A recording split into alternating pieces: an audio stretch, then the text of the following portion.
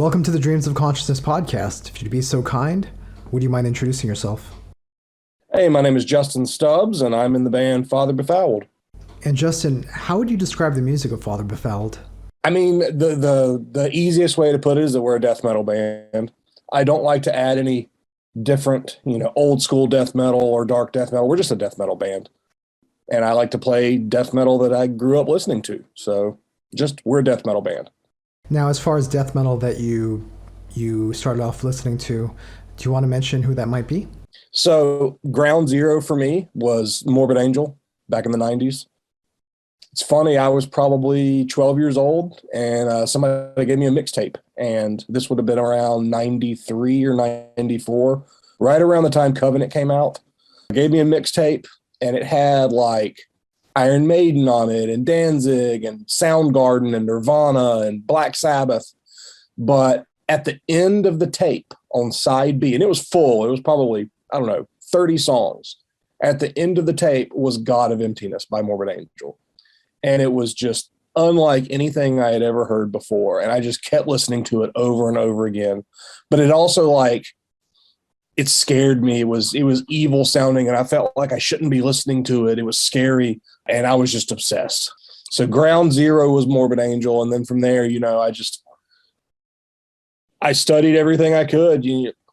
Cannibal Corpse, Deicide, Obituary, Monstrosity, and just went from there. So we don't need to add any other labels to Father Befouled besides death metal. And I think everyone is in agreement that you guys represent the genre pretty well. But if you had to describe your sound in terms of emotions, what emotions would Father Befouled conjure, to use a Morbid Angel appropriate term? So we have a dark atmosphere. I think that we have kind of an ethereal sound. I like having a lot of texture, and there's like a cacophony to our music. I want our music to kind of suffocate the listener. There's definitely when we're playing our songs and writing our songs, there's a mindset, there's a mood there. And I want to convey that mood through the music. So it's not negative, but it's the music for me is very cathartic. I'm able to express emotions through Father Befouled that I can't just express in everyday conversation. I'm real passionate about the stuff that I write about, but I'm trying to also paint a picture for the listener through the lyrics and the sound. It all goes together.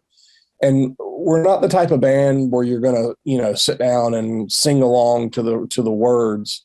But if you read the lyrics and listen to the music, I want it to paint kind of this nightmarish picture in your brain of what I'm trying to express. So, we're definitely dark.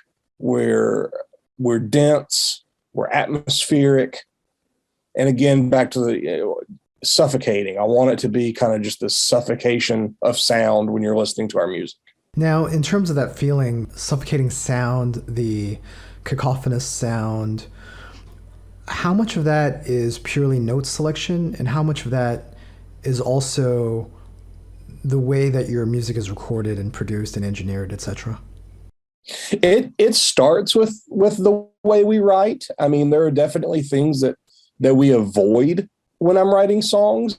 I mean, everything's very chromatic. It's very dissonant. There's not a lot of major chords. It's all minors.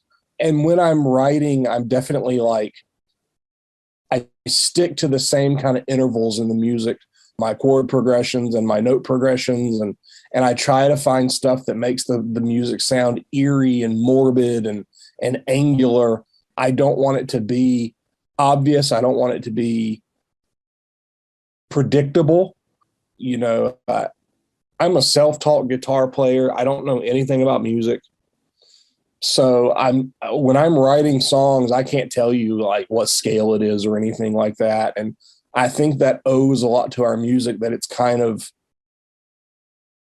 it comes from a different place. And when I'm writing, I can definitely tell real quick,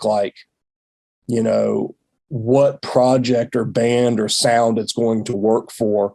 And there's a definite set of lines with Father Befouled that I color inside of when I'm writing music. And then on the recording side, I mean, with this record, we tried to capture the best recording we could for the style of music, but it's still dark and it's still dreary sounding. And that's owed a lot to the way we write, the way we tune, the equipment we use. But we really made a pointed effort to capture the best recording we could. And it's definitely the best production job we've ever had as far as the mixing and mastering goes. So we spent more time, more attention to detail with the recording of this record than we've ever done before. So, and we'll definitely speak in more detail about how this latest album was recorded. Back to your songwriting for a little bit. Do you have to be in a specific place emotionally or in a specific state of mind to create music for Father Befouled? Yes and no. Like, I'm kind of a weird guitar player. I don't just sit down and play guitar to play guitar. I usually play guitar because I have something I'm trying to accomplish. But I avoid writing Father Befouled songs on a regular basis because I don't want to. I want our songs to mean, I don't want to have a lot of filler. I mean, I could sit here all day long and write 10 Father Befouled songs, but they're not going to have the effort put into them that they would otherwise. I mean, I will spend months writing songs where I will write a riff and I will sit on it, and then I'll figure out a riff from that riff, and then I'll put them together and I'll sit on it. And eventually it all comes together into a song. And then we take that as a group and we mold it and rehearse it and change it and add to it and take away from it. But I definitely have to, I guess I have to be in a place to write songs. I have other bands that I play in, and I have other projects that I work on, and that keeps me from being in Father Befouled mode all the time. So I definitely, I wait until I know that there's something that I need to be working on, and I'll start getting kind of in that Father Befouled mode. It also owes to like what I listen to. If I'm listening to a lot of death metal, it's going to make me want to write death metal. And there's definitely times when like I will avoid like listening to certain bands because I don't want to write songs right now. I don't want to have that influence. So I will change kind of like what I'm listening to at the time. That may sound weird, but it all goes hand in hand with each other. So, and as far as the slower passages go, are you listening to death metal? Does death metal inspire that as well, or are there other forms of music that you listen to?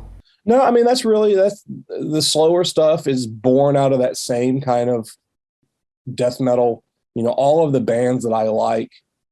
I mean, I love hundreds of death metal bands, but bands that really influence our sound, like Immolation and Incantation and Morbid Angel, they all have slower passages.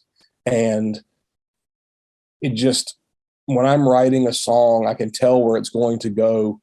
And there's always a point where like it has to slow down. And it's all about creating a feeling and creating an atmosphere. And it's just this inherent thing when I'm writing. I just know what I want to do with it. So now, do songs always start with a riff for you? Generally, yeah. I'm bad about, I write lyrics at the very end. Now, if something pops in my head, or if I'm influenced by something, I will definitely like write it down. I keep a folder on my phone where I type out lyric ideas. But then like with this record, it wasn't until the songs were written and we were rehearsing them before I sat down and finished all of the lyrics. And I tend to do that really quickly. And I definitely have to be in a certain mood, a certain mode to write lyrics.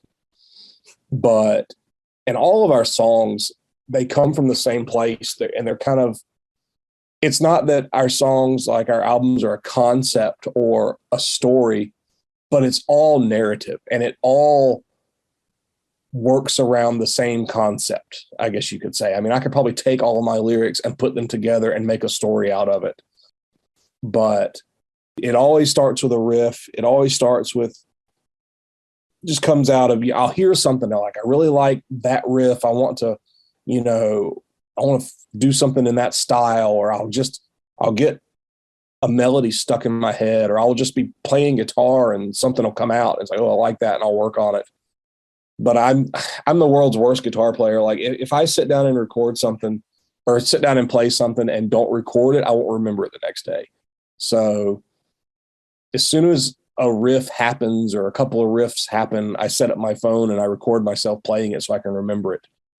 So I have just dozens and dozens of these little snips of me playing guitar on my phone so I can remember all of these riffs. And how much input do the other members have in terms of riffs, song structure, arrangements, things like that? They have some, and it's not that I keep them from having it, but, it all starts with me. The way we wrote this, we did this record is Amos and myself, the drummer, we both live in the Atlanta area, so we're close. And the other two guys live down in South Georgia, so they're a few hours away. So we can't always get together, all four of us. But as soon as I had the first song done, me and Amos got together and we worked on it, and we worked out all of the parts. And we rehearsed it like that for a little while. And then, and I always record us practicing. So I would take that video of us practicing and I'd listen back to it and watch it and listen to it and go, okay, I want to change this. Something's not working for me. There's a weird transition, or, that riff doesn't sound the way I thought it sounded now that I'm hearing it back. So I'll rewrite something. And then, when I get in front of the drummer, something that may work in my head doesn't work for him. It's got a weird timing or something like that. So we'll change it to fit the song. And we've always changed stuff for the better. We've never changed a song and me be like, oh, I wish we hadn't have done that. But Amos is a very intuitive drummer. He's a very, very eclectic drummer. He's great with weird timings that I write in. Like I said, I'm not a trained guitar player, so I write stuff in odd time signatures, and he always picks up on it. But then we take those recordings and those demos that we make, and I send them to the other two guys. And I say, listen, any input you have, I'm all for it. So they had some input and some changes and some things, and the two of them really add texture to the song. So Derek, the other guitar player, he helps a lot with adding harmonies and melodies and alternate parts and leads and solos. And then our bass player, Reese, it's funny, the two of them, they both teach guitar lessons. They're both extremely accomplished musicians that know everything there is to know about the instrument. So they can take my songs and they know what key it's in, and they know what the scale is, and they know what the chords and the modes are. And they can help me fix things that may not go right. Or they'll tell me, hey, you're playing it here and here, but it's the same note if you play it here, and it makes it easier to play. And they help out a lot when it comes to that. And then Derek, our guitar player, he recorded the album and mixed it. So there was a lot of help there. He knew the songs just backwards and forwards as well as I did by the time we were done with this. So, but they didn't write any songs. They definitely wrote parts, and Derek wrote a lot of harmonies and melodies for this record. But if you go back to like Desolate Gods, they wrote a couple of songs on it. They each wrote complete songs on the Holy Rotten Blood EP. So it's never, the band's not a dictatorship. I always want them to have as much input as they can, as they want to. So when you bring songs to the band, how complete are they? Are you bringing in riffs as you're writing them, or do you have the arrangements more or less done and demoed before the rest of the band hears them? The arrangements are done before I go to the drummer. It's always me to the drummer first. And it's always going to, most of the time it's going to be a complete song. It's going to be a complete set of riffs that are together, and I'm playing them in a certain way. There's been times where I've gotten with Amos and been like, okay, I've got I've got this riff, and this riff that I really like together. Let's work on something. And then we will figure out, we'll write together. But most of the time, the arrangement is there. And then it may be changed, but most of the time we have an arrangement as we go in to start rehearsing it.